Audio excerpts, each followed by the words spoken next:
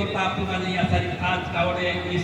सावन महीना में राखी आपको काजे कावड़ ले जाना तो जोड़ियो कहा कि ये हमारा जीवन सुधारण करता छे कहा कि आमो इना मोहना में भगवान शंकर कोई भी इना मोहना में जो जहर अपने करता पीतु इना और कोई मानते कहे कि भगवान इना मोहना में अपना सासरे पहली बार गयलू भगवान माता पार्वती ने इना महीना में भगवान शंकर का प्राप्त करने करता ये सब कठिन काम करी और भगवान भी इना महीना में देव सुना काजे